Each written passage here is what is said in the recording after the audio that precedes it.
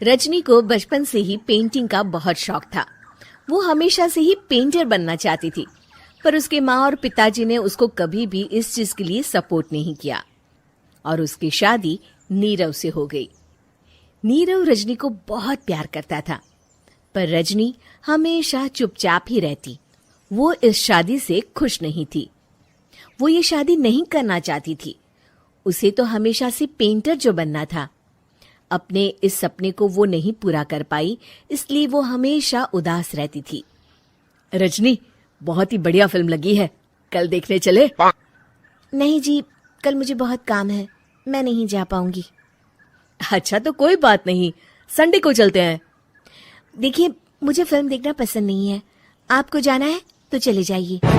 नीरव को मना करके रजनी वहां से चली जाती है और अपने बैग को खोलकर उसमें बंद पड़े ब्रश और कलर्स को देखकर रोने लगती है। रजनी, चलो ना कहीं बाहर खाने चलते हैं, कुछ तुम्हारी पसंद का। जी, मुझे नहीं जाना, मेरी तबीयत ठीक नहीं है। रजनी वहां से चली जाती है। नीरव को समझ नहीं आता कि रजनी उससे इतना दूर क्यों रहती है। वो जब भी उसके साथ वक्त बिताना चाहता है, रजनी कोई ना कोई बहाना बना देती है। एक दिन घर पर कोई नहीं था। रजनी घर का सारा काम जल्दी से खत्म कर लेती है। घर पर अकेले होने के कारण वो सोचती है कि वो आज पेंटिंग करेगी।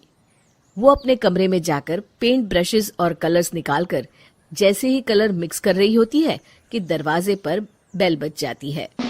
अब कौन आ गया इस वक्त? इतनी मुश्किल से तो मुझे पेंट करने का मौका मिला है। रजनी दरवाजा खोलती है तो उसकी सास अपनी सहेलियों के साथ खड़ी होती है और सब घर के अंदर आ जाते हैं। अरे बहू, सबको शरबत बनाकर पिला दे, बाहर तो बड़ी गर्मी है। उफ। जी।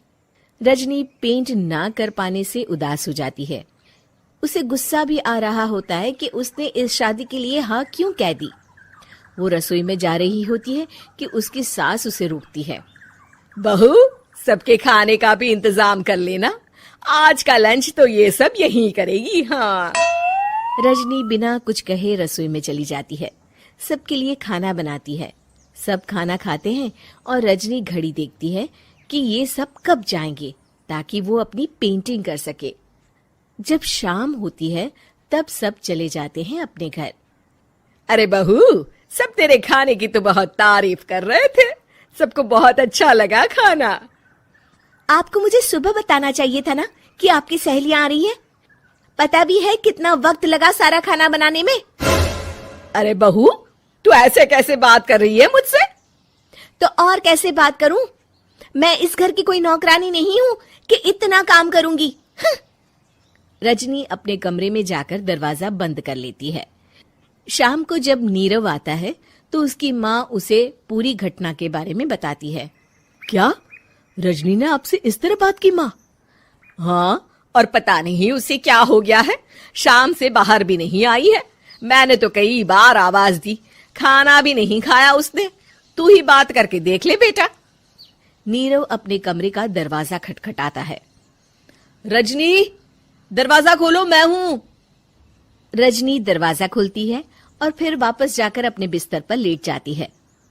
रजनी, माँ से बात करने का ये क्या तरीका है? मैंने कोई गलत बात नहीं की है। अरे तुम क्यों ऐसे बर्ताव कर रही हो सबके साथ? क्या तुम इस शादी से खुश नहीं हो? रजनी कुछ नहीं बोलती। अरे बताओ मुझे रजनी, क्या ये शादी तुम्हारी मर्जी के खिलाफ हुई है? हाँ, मैं ये शादी कभी नहीं करना चाहती थी। तुमसे क्या, मैं किसी से भी शादी नहीं करना चाहती थी। रजनी रोने लगती है। चुप हो जाओ रजनी, बताओ मुझे, तुम क्यों नहीं करना चाहती थी शादी? रजनी बेड के नीचे से अपने पेंटिंग्स, कलर्स, ब्रश, पेपर्स निकालती है। इतने में उसकी सास भी कमरे में आ जाती है। ये देख रहे हो, ये थे मेरे सपने। मैं पेंटर बनना चाहती थी, पर माँ पापा ने कभी सपोर्ट नहीं किया और मेरी शादी करवा दी। मेरे सारे सपने टूट गए। हर वक्त बस गुस्सा आता रहता है मुझे। मैं जानती हूँ कि आप लोगों की इसमें कोई गलती नहीं है, पर मैं क्या करूं, मुझे समझ में नहीं आता।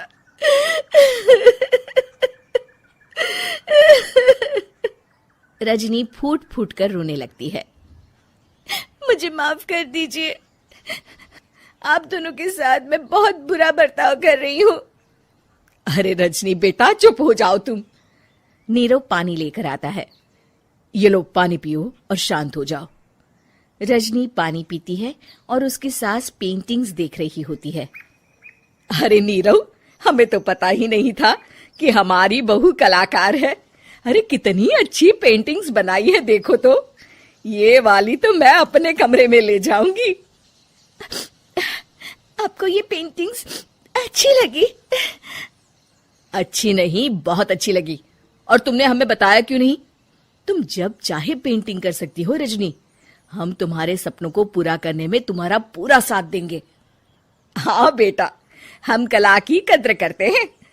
हम कलाकार तो नहीं, पर मुझे गर्व है कि मेरी बहू एक कलाकार है। रजनी, नीरव और सास तीनों हंस पड़ते हैं।